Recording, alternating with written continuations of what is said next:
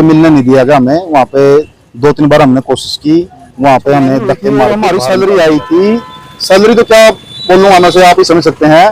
25 मई को इलेक्शन था हमारा एमपी का, 24 तारीख को 6,000 रुपए हमारे अकाउंट में डाल दिए उन्होंने। मतलब कि हम तो इसे मान के चल रहे हैं कि सैलरी नहीं, हमारा सीएम साहब से मिलने आए थे, शायद आज हमारी कोई सुनवाई हो जाए, हमारा मुद्दा जो मैनिफेस्टो में डाल दिया जाए। लेकिन हमारी सुनवाई की बजाय हमें यहाँ पर धक्के देके बाहर निकाल दिया गया। 2-3 बार हमने कोशिश की, लेकिन कोई भी माता पिता नहीं चाहेगा कि हम अपने बच्चे को पढ़ाएं।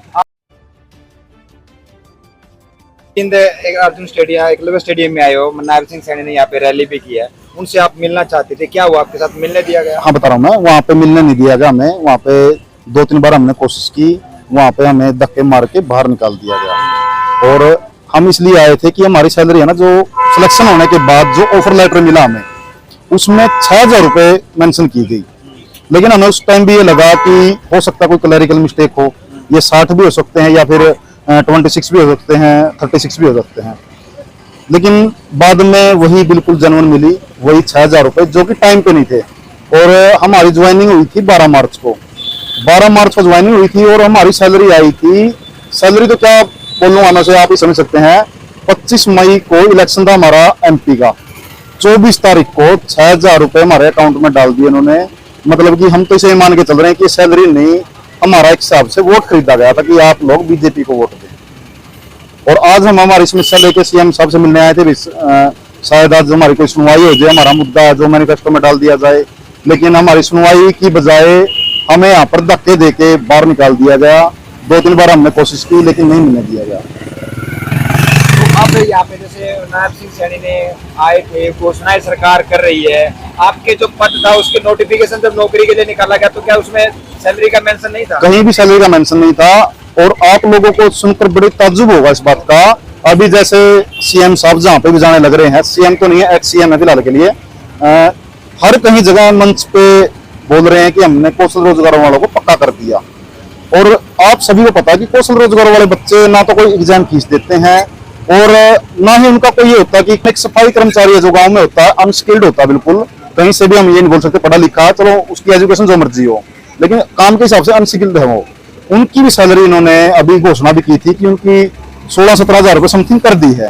और हम लोग जो हैं ग्रेजुएट हैं, कंप्यूटर की नॉलेज रखते हैं, और हमारे माँ बाप ने हमें पढ़ाया लिखाया है, इसीलिए पढ़ाया कि हम लोग अच्छा काम कर सकें। लेकिन जिस हिसाब से देखकर, हमारा हाल देखकर, कोई भी माता पिता नहीं चाहेगा कि हम अपने बच्चे को पढ़ाएं। आप ग्रेड ऑपरेटर सेलेक्ट किए गए। हाँ जी। और आप ये बताइए कि ट्रिपल पी के माध्यम से आपने अभी तक कितनी समस्याओं को जो सोल्व किया, और लोगों की कितनी समस्याएं आ रही हैं? ट्रिपल पी का जो हमारा काम है वो एडिशनल में है, क्रेडिट डिपार्टमेंट हमें प्रोवाइड करता है, हमारे लॉगिन बना रखे हैं, उस पर काम आता है। और काम ये आता है कि एक बच्चे के जन्म से लेके और एक व्यक्ति की मृत्यु तक जितना भी कुछ होता है अपडेट करने का, वो हम लोग जमीनी स्तर पर कर रहे हैं फिलहाल। लेकिन ये काम करते करते ऐसी समस्या उत्पन्न होगी कि हमारी फैमिली आईडी बिगड़ गई खुद की, उसको ठीक नहीं कर पा रहे और लोगों भी करने लग रहे हैं फिलहाल।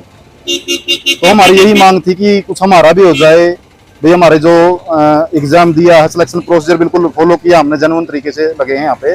और हम सरकार को बिल्कुल बधाई भी देते हैं कि ये भर्ती साफ तरीके से हुई है, इसमें कुछ भी वैसा नहीं था। लेकिन सैलरी के मामले में आने के बाद हमें ये लगा कि जो सरकार नारा देने लग रही है कि हम बिना पर्ची खर्ची के लगा रहे हैं, तो इस भर्ती के बाद हम ये सोच रहे हैं कि ये बिना पर्ची और बिना खर्ची और बिना सैलरी के बच्चे लगाने लग रहे हैं, जो कि बिल्कुल एक नाइंसाफी होने लग रही है हरियाणा के युवाओं के साथ। तो आपका अगला स्टेप क्या रहेगा? ये आपका काम जो करने के लिए आए थे वो नायब सिंह सैनी देखो जिस हिसाब से इनका बर्ताव रहा है, अभी फिलहाल हम यहाँ पे आए थे, जैसे हमें धक्के देके यहाँ से निकाल दिया गया। हम सिर्फ एक ही बात बोलना चाहेंगे कि हमारा तो नाश हो चुका है, लेकिन नाश करने में हम भी कोई कसर नहीं छोड़ेंगे अगर हमारा कुछ नहीं हुआ तो। कैसा फैसला होगा? चुनावी फैसला होगा? चुनावी फैसला होगा बिल्कुल।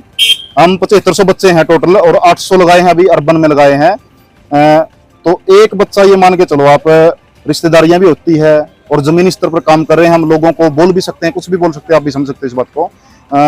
तो एक बच्चा कम से कम 300-400 वोट रखता है, और पर विलेज हम सिलेक्ट हुए हैं। तो आप खुद अंदाजा लगा सकते हो कि हम चुनावी माहौल में क्या अपना योगदान दे सकते हैं। क्या नाम है? अमित नाम है जी मेरा, जींद से हूँ मैं।